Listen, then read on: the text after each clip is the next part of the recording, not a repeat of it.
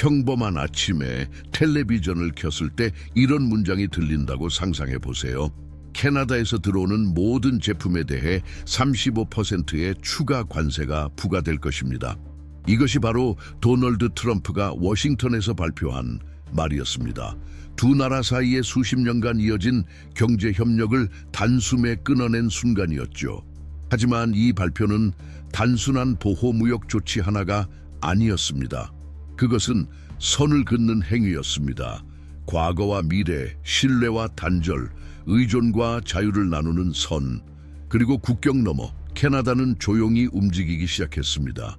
아우성도 항의도 아닌 결정들로 바다는 정면을 향했고 가슴은 태평양을 향해 뛰기 시작했습니다. 그 순간 캐나다는 깨달았습니다.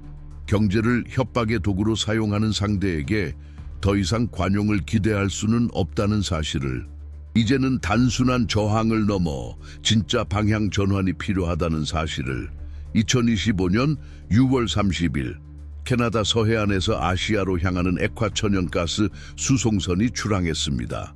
겉보기엔 기술적인, 심지어는 행정적인 장면처럼 보였죠. 하지만 그 배경을 아는 사람에게는 전혀 평범하지 않았습니다. 역사상 처음으로 미국의 중개 없이 캐나다의 가스가 직접 태평양을 건넌 순간이었습니다. 정치적, 경제적, 전략적 상징이 모두 담긴 움직임이었죠. 도발에 대한 단순한 반응이 아닌 취약점을 힘으로 바꾸는 본보기였습니다. 30년 넘게 캐나다의 천연가스는 오직 하나의 목적지를 향했습니다. 미국. 매일 810억 달러에 달하는 가스, 약 88억 입방피트가 파이프를 타고 국경을 넘었습니다. 그 관계는 편리했지만 동시에 눈먼 관계였습니다. 두 나라가 같은 방향을 향할 때만 작동하는 기계였죠. 하지만 워싱턴의 정치적 지반이 흔들리기 시작하면서 그 기계는 삐걱거리기 시작했습니다. 새로운 관세, 공격적인 연설, 예고 없는 행정명령들, 그럴 때마다 커져갔던 불안, 의존이 위험으로 바뀌는 순간은 생각보다 빠릅니다. 그리고 위험이 쌓이면 그것은 곧 긴급함이 됩니다. 그 긴급함은 브리티시 컬럼비아 주의 키티메시라는 도시에서 구체적인 형태를 갖추게 됩니다. 바로 LNG 캐나다, 40억 캐나다 달러가 투입된 초대형 프로젝트. 그 수치만으로도 놀랍지만 진짜 중요한 건 숫자가 아니라 의미였습니다. 이것은 단순한 수출 루트가 아닙니다. 세계 무대에서의 새로운 자리를 향한 움직임이죠. 기존까지 캐나다의 가스 수출은 대부분 육상 파이프라인에 의존했습니다. 경로는 단 하나, 통제는 외부에, 결정 권한은 줄어든 구조. 남쪽 이웃이 안정적일 때는 이 구조가 작동했습니다.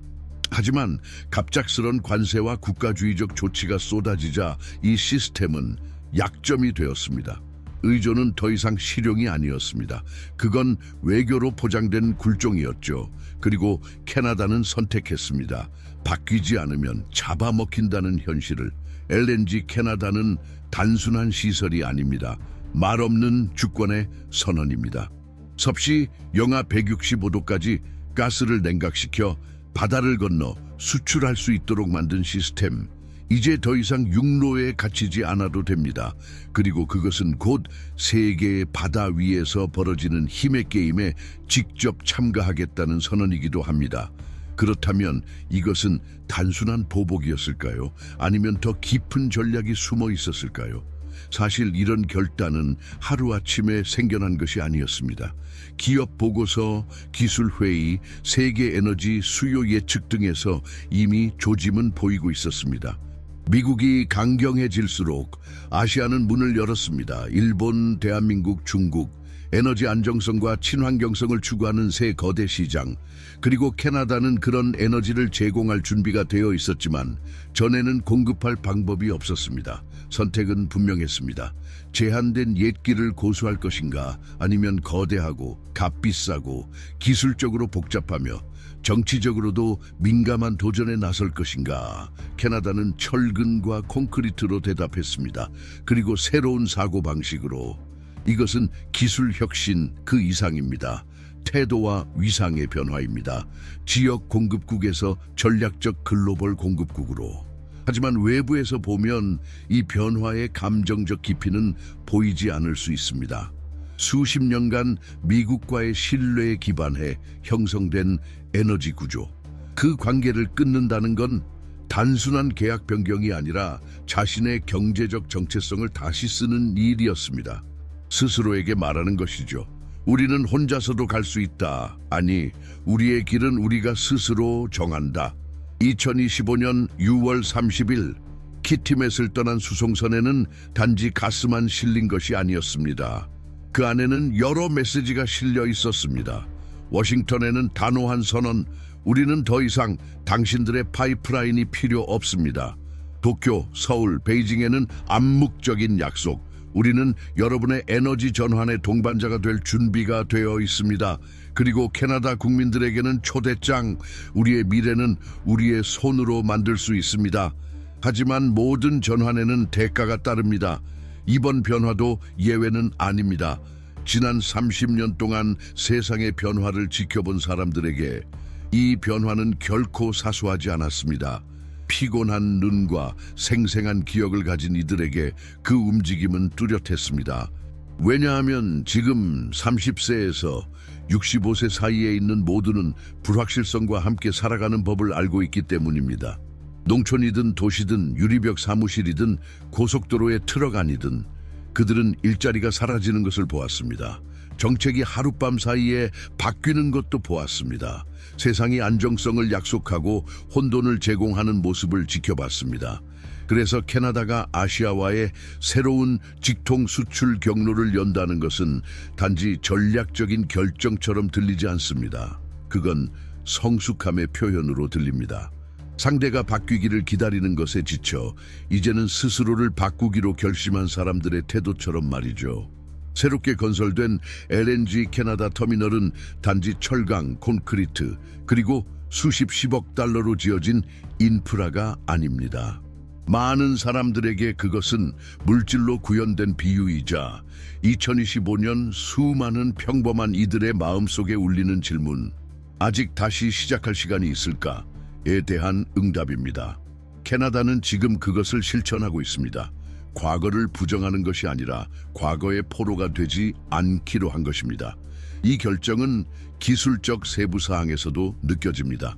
극한의 냉각 시스템부터 태평양 해안의 전략적 위치 덕분에 운송 시간이 절반으로 단축된 사실까지, 예전에는 파나마 운하의 병목을 거쳐 20일이 걸렸지만 이제는 10일 만에 도착합니다.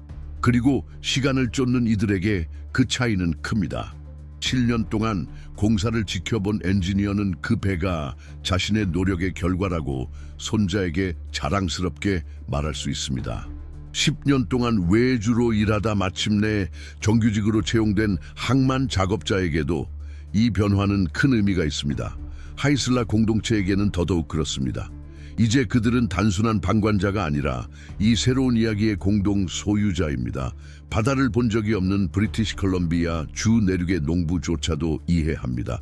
그 수출이 단지 에너지를 의미하는 것이 아니라 존엄성을 의미한다는 것을. 왜냐하면 이것은 단지 가스를 파는 문제가 아닙니다. 새로운 서사를 만들어가는 과정입니다. 그리고 무엇보다 이전의 실수를 새로운 등장인물들과 반복하지 않겠다는 다짐이기도 합니다. 일본, 대한민국, 중국으로 향하는 액화 천연가스는 공장을 돌리고 집을 따뜻하게 할 뿐 아니라 원칙을 지키면서도 성장하고자 하는 국가들에게 길이 있다는 것을 보여줍니다. 수십억 인구와 끝없는 청정에너지 수요를 가진 아시아는 이제 캐나다의 에너지 꿈이 향하는 새로운 목적지가 되었습니다. 그리고 이것은 비유가 아닙니다. 계약입니다. 일본은 2026년부터 연간 2천만 톤의 수입 능력을 늘리기를 원합니다. 대한민국은 향후 10년간 비축량을 50% 확대할 계획을 이미 발표했습니다. 중국은 한 발 앞서 관세 이후 첫 겨울이 오기도 전에 계약을 체결했습니다. 이 수치들은 일상에 치여 사는 이들에게는 멀게 느껴질 수 있습니다. 하지만 전기요금이 오르고 정부가 허약한 약속 위에서 재정 균형을 맞추려 할 때 이 숫자들은 갑자기 현실이 됩니다. 에너지는 모든 것의 중심입니다. 빵값에서 교통비까지, 기후 정책에서 학교의 미래까지. 그리고 한 국가가 스스로 에너지 공급을 책임지게 되면 단지 경제를 지키는 것이 아니라 국민에게 신호를 보내는 것입니다. 우리는 배웠습니다. 신뢰는 영원하지 않다는 것을, 동맹은 절대적이지 않다는 것을, 너무 오래 기다리면 대가가 크다는 것을. 그래서 태평양을 향한 이 길은 단순한 무역 전략이 아니라 통과 의례입니다. 그리고 흥미롭게도 이 변화는 세부적인 부분에서 가장 깊게 드러납니다. 예를 들어 가스로그 글래스고의 화물은 단지 톤수로 측정된 것이 아닙니다. 그 안에는 수많은 의미가 담겨 있었습니다. 왜냐하면 무대 뒤를 아는 사람이라면 압니다. 아시아와 맺은 각각의 계약은 단순한 외교로 이루어진 것이 아니라 신뢰를 요구했고, 환경 기준의 증명을 요구했고, 제도적 안정성을 요구했습니다. 이 모든 것은 오늘날 세계 여러 지역에서는 점점 더 희귀해진 것들이죠. 그리고 다시 한번 우리는 질문하게 됩니다. 이 결정들의 배후에는 누가 있을까요? 이 새로운 글로벌 체스판의 리듬을 결정하는 사람은 누구인가요? 관세를 누르고 항로를 틀어버리는 손은 누구인가요? 위에서 결정된 그 하나가 우리의 지갑, 일자리, 식탁까지 영향을 미치게 만드는 이 구조 속에서 말이죠. 도널드 트럼프나 시진핑 같은 인물의 성격을 이해하는 것은 쓸데없는 호기심이 아닙니다. 그건 열쇠입니다.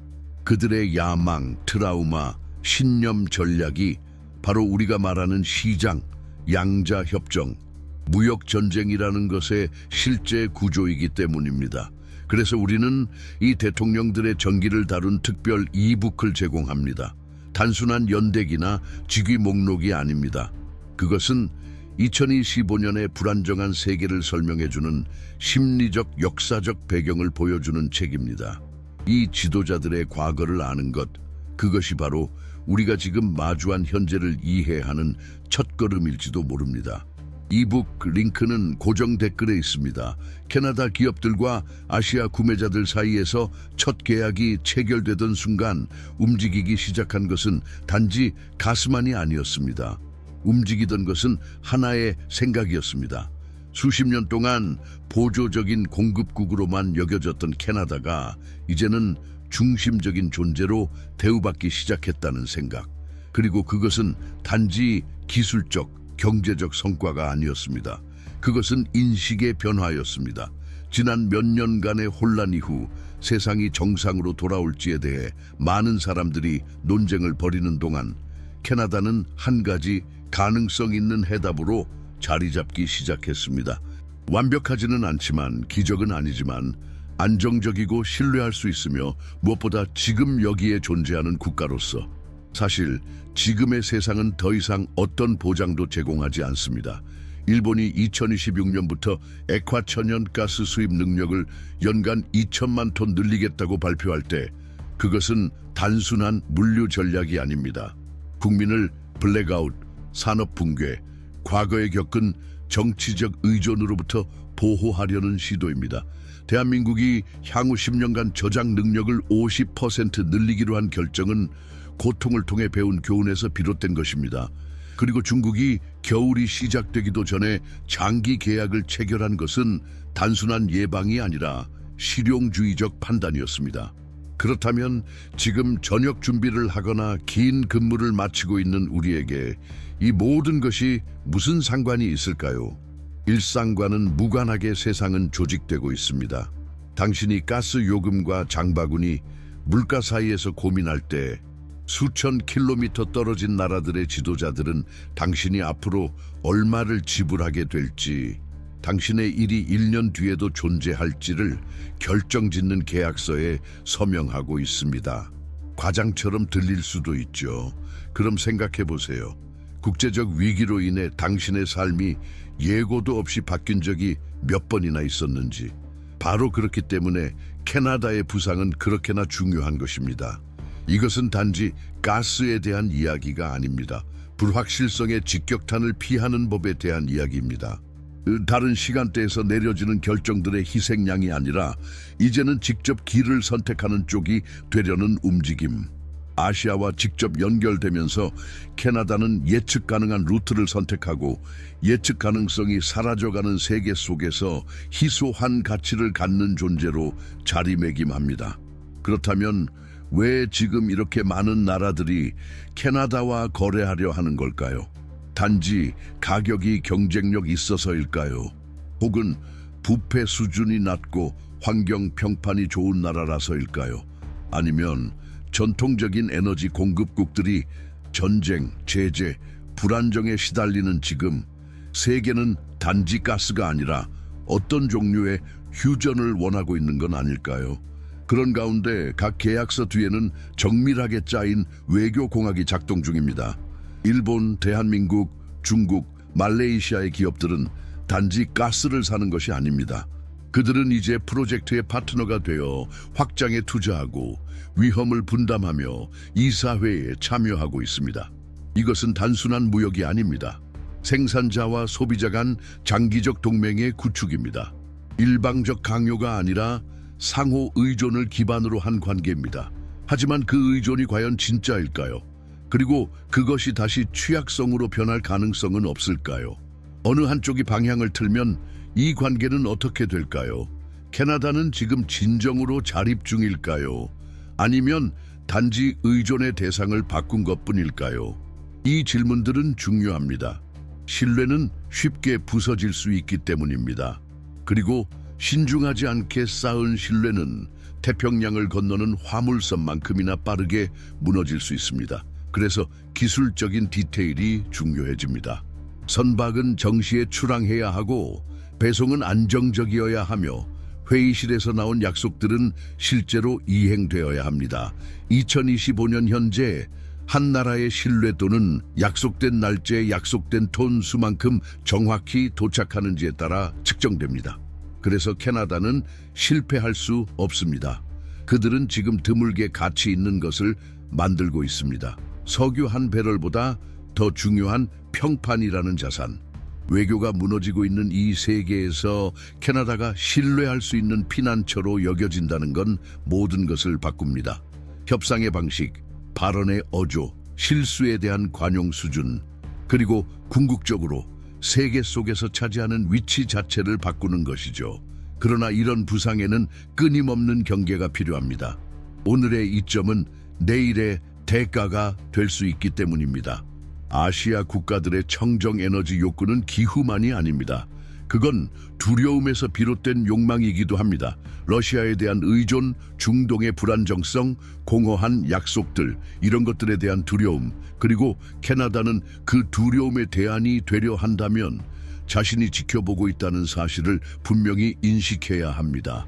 그래서 키티멧의 성공은 단지 떠나는 배로 측정되지 않습니다. 돌아오는 신뢰로 측정됩니다. 그 신뢰는 새로운 계절마다, 새로운 위기를 피할 때마다 다시 길러져야 합니다.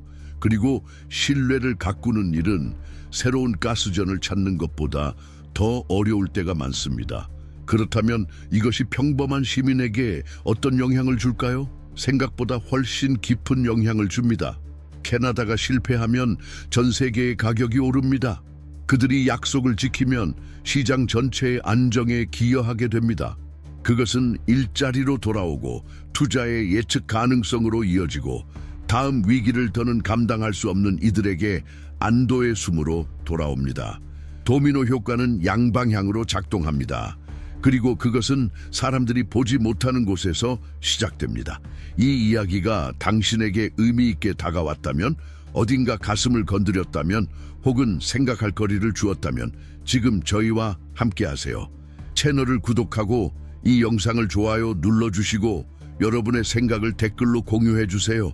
이곳에 더해지는 하나하나의 새로운 시선이 이 대화를 더욱 넓게 만듭니다. 그리고 결국 우리가 가장 필요로 하는 건 바로 이것입니다. 세상을 더 깊이, 더 연결된 시각으로, 그리고 덜 무관심하게 바라보려는 목소리들입니다.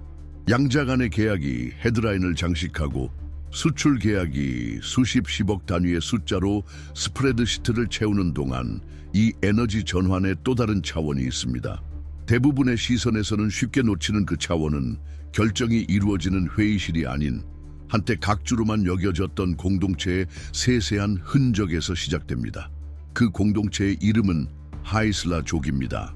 인디언 공동체가 대형 인프라 프로젝트에 참여한다고 하면 많은 사람들은 여전히 상징적인 회의나 전략적인 사진 촬영, 형식적인 지지 서한을 떠올립니다. 하지만 지금 이곳에서 벌어지는 일은 그런 수준이 아닙니다. 그것은 실질적인 존재감입니다. 결과를 수반하는 소속감이며 보상을 동반한 참여입니다. 7년에 걸쳐 직접적 혹은 간접적으로 50만 개 이상의 일자리가 이 터미널 건설과 관련하여 창출되었습니다. 하지만 이 숫자들 아무리 인상적이라 해도 정말 중요한 것을 말해주진 않습니다. 왜냐하면 그곳에서 세워진 것은 단지 철강과 콘크리트만이 아니었습니다. 그곳에서 만들어진 것은 연결이었습니다. 기술자와 장로, 엔지니어와 어부, 즉 오랫동안 공존할 수 없다고 여겨졌던 두 세계 간의 연결. 마치 기술과 조상이 남긴 지혜는 공존할 수 없다는 고정관념처럼요. 그렇다면 이런 질문이 떠오릅니다. 새로운 경제를 상상할 수 있을까요? 예전의 실수를 반복하지 않으면서, 성장을 하되 짓밟지 않으면서, 무언가를 생산하되 기존의 것을 지우지 않으면서. 이런 질문들은 키티맥과 그 주변에 사는 사람들의 일상 속에 답 없는 채로 떠다닙니다. 그리고 이 질문은 투자자들에게도 닿습니다. 그들은 처음으로 깨닫기 시작합니다. 자신들의 명성이 주가 수익률만으로 결정되지 않는다는 것을.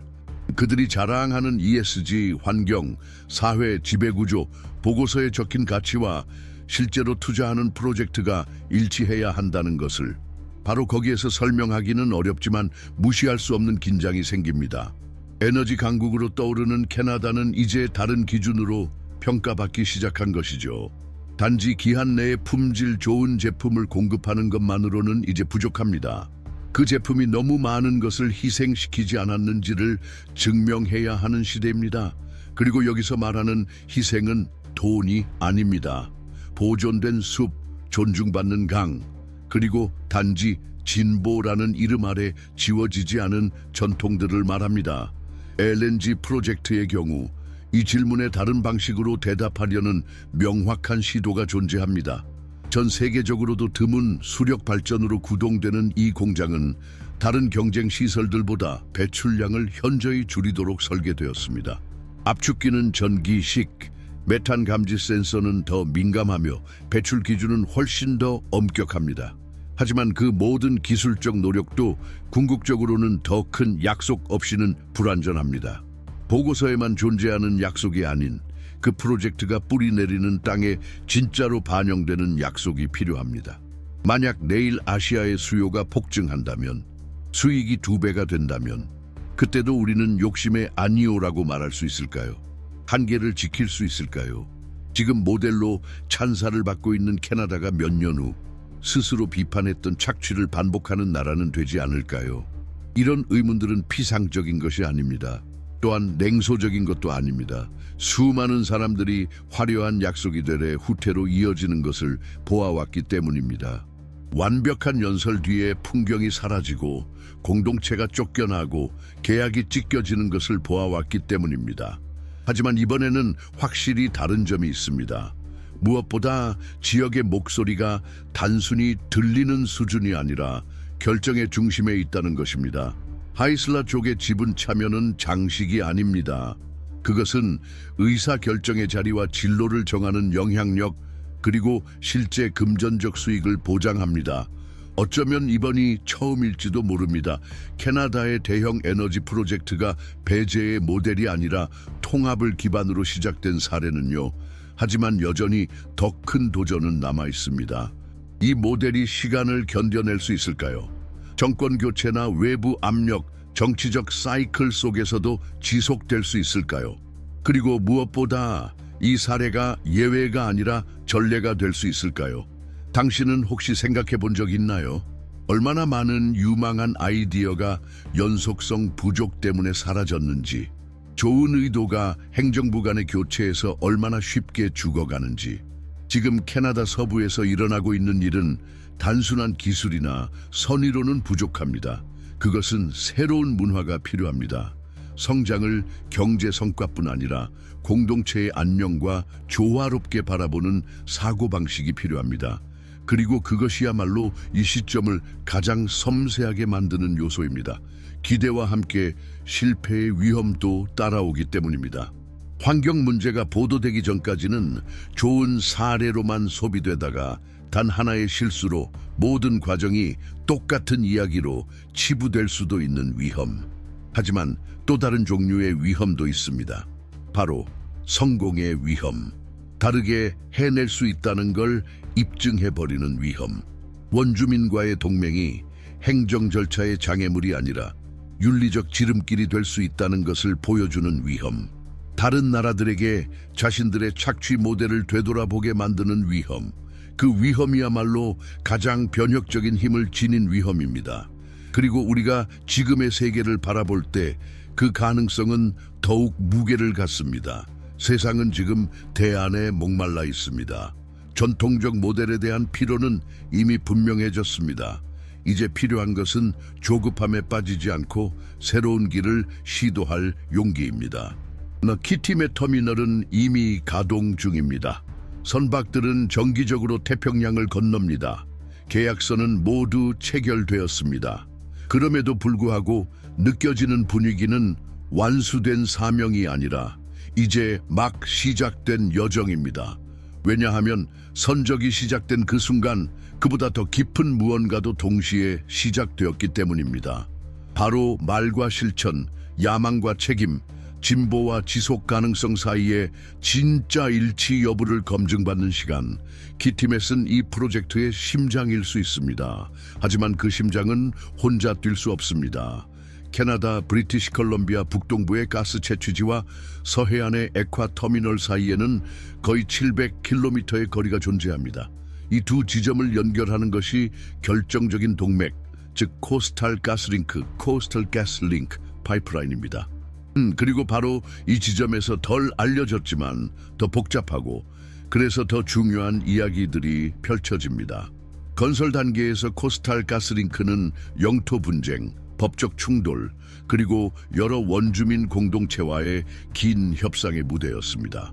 하이슬라 조기 터미널의 지분을 선택한 것과 달리 웨스웨튼, 족을 비롯한 일부 공동체들은 전통 영토를 가로지르는 경로에 강하게 반대했습니다. 세습 지도자들과 선출된 위원회 간의 내부 분열은 많은 이들이 회피하려는 진실을 드러냈습니다. 캐나다에는 하나의 원주민 민족만 존재하는 것이 아닙니다.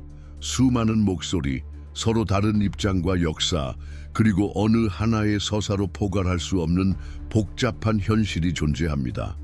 그렇다면 진보적 이미지에 자부심을 갖는 캐나다는 이 복잡성을 성숙하고 정직하게 다룰 준비가 되어 있을까요? 아니면 또 한 번 시장에 더 잘 맞는 기능적 서사로 모든 것을 재포장하려 할까요?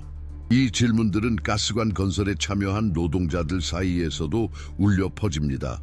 그들 중 많은 이들이 다른 주에서 왔습니다. 평균 이상의 임금과 안정성에 대한 기대에 이끌려. 하지만 왓츠앱 채팅방과 온라인 포럼에는 대중 언론에 실리지 않는 솔직한 말들이 오갑니다. 우리는 다른 사람들의 미래를 짓고 있지만 그 미래에 우리가 포함될지는 모른다.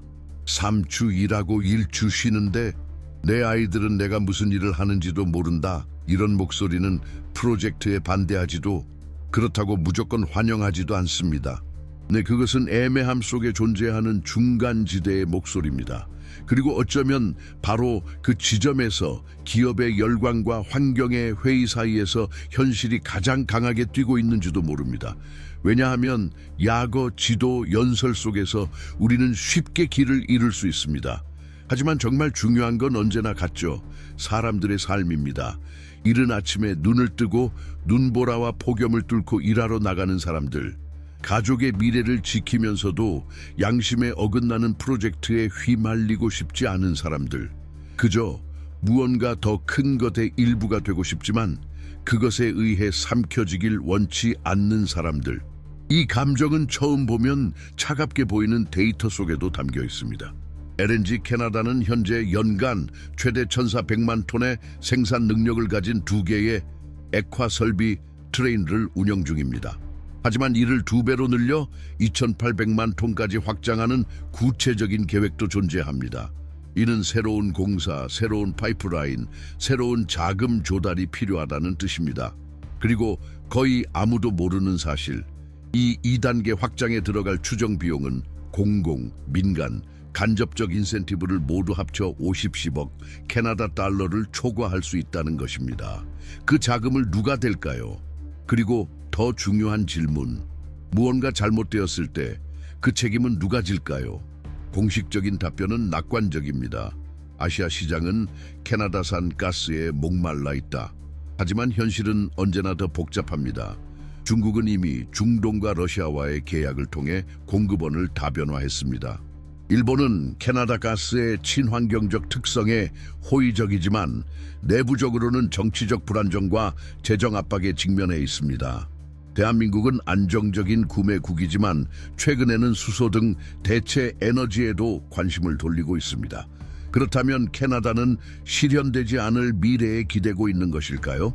지금의 열광이 전략적 리스크를 가리고 있는 것은 아닐까요? 그럼에도 불구하고 캐나다가 제공할 수 있는 희소한 강점이 하나 있습니다. 바로 운항 시간입니다. 미국에서 수출되는 가스는 파나마 운하나 대서양의 먼 항로를 지나야 하지만 캐나다는 아시아 주요 항구까지 최소 30% 빠르게 도달할 수 있습니다. 하루의 지연이 수백만 달러의 손실로 이어지는 지금 같은 시대에서 이 물류상의 장점은 큽니다. 하지만 그것만으로 점점 치열해지는 시장에서 캐나다가 입지를 유지할 수 있을까요? 또 한 가지, 거의 알려지지 않은 사실이 있습니다. 키티맷에서 사용하는 대부분의 냉각 장비는 일본과 미국에서 생산되었습니다. 이는 기술 의존이라는 새로운 취약성을 낳습니다. 외교적 단절이나 무역 분쟁이 발생할 경우 캐나다는 운영을 중단하지 않고 버틸 수 있을까요? 정보가 많습니다. 하지만 그게 바로 의도입니다. 왜냐하면 가스로 가득 찬 한 척의 바의 뒤에는 수많은 관계, 선택, 위험이 얽혀 있기 때문입니다. 이 프로젝트에 단순한 건 아무것도 없습니다. 모든 성취는 아직 해결되지 않은 긴장을 품고 있습니다. 그리고 어쩌면 그 긴장 중 가장 근본적인 건 이 질문일지도 모릅니다. 계속 변화하는 세상에서 어떻게 장기적인 프로젝트를 지을 수 있을까? 풍부한 매장량만으로는 부족합니다. 좋은 평판만으로도 부족합니다. 모범적인 사례가 되는 것만으로도 부족합니다. 지속적으로 의미 있는 존재로 남는 법을 배워야 합니다. 필요할 때는 아니오라고 말할 줄도 알아야 하고 무엇보다 들을 줄 알아야 합니다. 노동자의 말, 지역 리더의 말, 아시아 파트너의 말, 그리고 심지어 비판자의 말까지. 왜냐하면 비판을 무시하는 것이야말로 과거의 실수를 가장 빠르게 반복하는 길이기 때문입니다. 2025년의 현실 세계에서는 일상과 지정학을 연결하는 실들이 그 어느 때보다 짧고 팽팽하며 쉽게 끊어질 만큼 약해졌습니다. 그 이해관계의 얽힘 속에서 조연으로 여겨졌던 캐나다가 이제는 점점 무대 중앙으로 끌려오고 있습니다. 스스로 원해서가 아니라 그 이전에 다른 이들이 내린 결정들의 직접적인 결과로서 말이죠. 그리고 이 새로운 주연의 자리가 격동하는 세계와 충돌할 때 우리가 마주하게 되는 건 이상화된 초상화가 아니라 지뢰밭 같은 현실입니다. 동유럽에서는 전차가 계속 진격하고 홍해의 항구들은 간헐적 봉쇄를 겪고 있습니다. 그 사이에서 캐나다의 가스는 계속 아시아로 향해 출항하고 있습니다. 출항하는 배마다 연료 이상을 실어 나릅니다. 즉흥성으로 가득 찬 시대 속에서 지속 가능성이라는 약속을 싣고 떠나는 것이죠. 하지만 그 약속은 과연 언제까지 지켜질 수 있을까요? 그 답은 연설 속에 없습니다. 그 답은 기술 부서의 복도, 유지보수, 스프레드시트, 장기 기후 연구 속에 있습니다. 예를 들어 가스관 노출 구간에 발생할 수 있는 급격한 온도 변화의 누적 효과에 대한 기술적 분석들 속에 존재합니다. 언론은 거의 다루지 않지만 엔지니어들은 알고 있습니다. 동결과 해빙의 반복 사이클은 가장 취약한 구간의 관을 변형시킬 수 있고 그 결과 예상치 못한 유지 보수가 필요해지며 수백만 달러가 추가로 소요될 수 있다는 것을. 그 비용은 누가 감당할까요? 납세자인가요? 기업인가요? 피해를 입는 지역 공동체인가요? 이제 잠시 멈추고 생각해 보세요. 당신은 대규모 산업 프로젝트가 지역의 기후 사이클을 공사 속도 결정의 핵심 요소로 진지하게 고려하는 장면을 마지막으로 본 게 언젠가요? 거의 없죠. 하지만 기후만이 확장의 논리를 위협하는 것은 아닙니다. 정치적 체력도 그렇습니다. 그리고 정치란 기후보다도 더 변덕스럽죠. 지도자의 인기가 요동칠수록 맺어진 약속은 무게를 잃습니다. 오늘은 프로젝트를 지지하던 이들이 스캔들 앞에서는 주저합니다. 원주민 공동체와의 협력을 칭찬하던 정당도 그 공동체가 새 건설 단계의 영향을 비판하면 입을 닫습니다. 캐나다가 세계에 제공하려는 안정성은 먼저 자기 모순과의 싸움에서 견뎌내야 합니다. 그렇다면 예측 가능성이라는 약속이 현실과 충돌할 때 어떤 일이 벌어질까요? 보이지 않는 금이 조금씩 생겨납니다. 예를 들면 일부 주정부 환경부에서는 허가 절차를 앞당기라는 외부 압력이 늘고 있다고 보고합니다. 언론계에서는 토지 분쟁을 취재하려는 기자들이 방해를 겪는 사례가 늘고 있습니다. 기업회의에서는 비밀 유지 조항이 확대되며 현재 진행 중인 공사의 실질적 영향에 대한 공공 토론이 막히고 있습니다. 그리고 이 모든 상황 속에서 아무도 크게 말하지 않는 한 가지 질문이 떠오릅니다. 만약 전 세계가 동시에 같은 종류의 가스를 추격하기 시작한다면 어떻게 될까? 말도 안 된다고 느껴지시나요? 하지만 2025년의 세계에서는 불가능성이 더 이상 판단 기준이 아닙니다. 최근의 역사만 보더라도 분명합니다.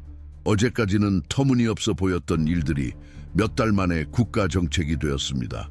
급작스러운 관세, 항만 봉쇄, 공급 중단, 전 세계 무역 지도를 바꿔놓은 제재, 모두 그렇게 시작됐습니다.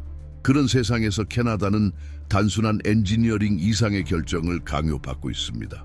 그것은 성공을 어떻게 관리할 것인가에 대한 결정입니다. 왜냐하면 진실은 이렇습니다. 수요는 급증하고 있고 그에 따라 모든 요청에 예스라고 말하고 싶은 유혹도 커지고 있습니다. 하지만 그것은 지속 가능한 걸까요? 이미 포화 조짐이 나타나고 있습니다. 공급망에 병목 현상이 발생하고 일부 압축기에 필요한 예비 부품이 부족합니다. 2023년 이후 극저온 시스템 유지 보수 전문가 수가 감소하고 있으며 직업 훈련 프로그램은 확장 속도를 따라잡지 못하고 있습니다.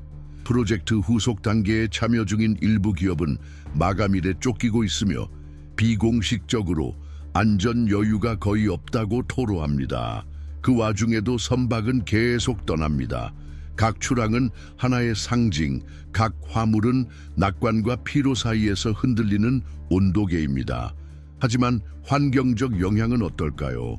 아직 목소리를 내지 못한 사람들은요. 키티맷에서 수백 킬로미터 떨어진 일부 지역 공동체는 해양 교통 증가에 대해 아무런 자문도 받지 못했습니다. 오래된 주민들은 해안 야생동물의 행동 변화, 조수 간만의 차이 변화, 기존에 없던 밤의 소음 등을 호소합니다. 생물학자들은 일부 해상 항로가 취약종의 번식지를 관통할 위험을 경고합니다.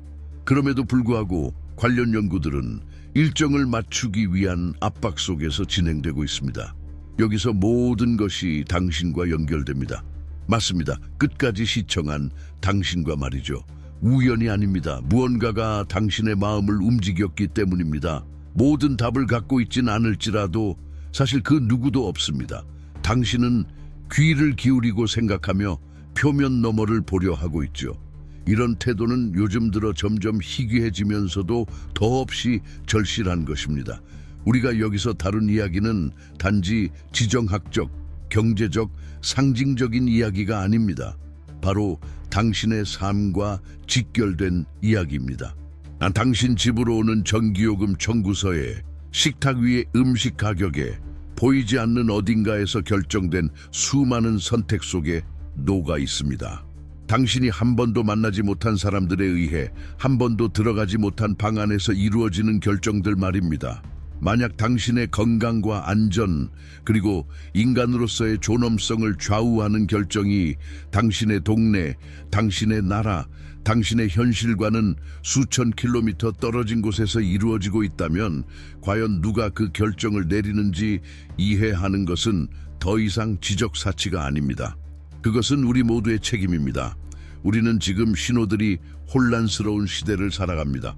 때로는 진보로 보이는 것이 함정을 숨기고 있고 안정이라 포장된 것이 사실은 매우 불안한 기초 위에 서 있기도 합니다. 오늘 우리를 불편하게 만드는 저항이 내일은 마지막 보호장치가 될지도 모릅니다. 그렇기 때문에 우리는 단지 반응만 할 수 없습니다. 우리는 이해해야 합니다.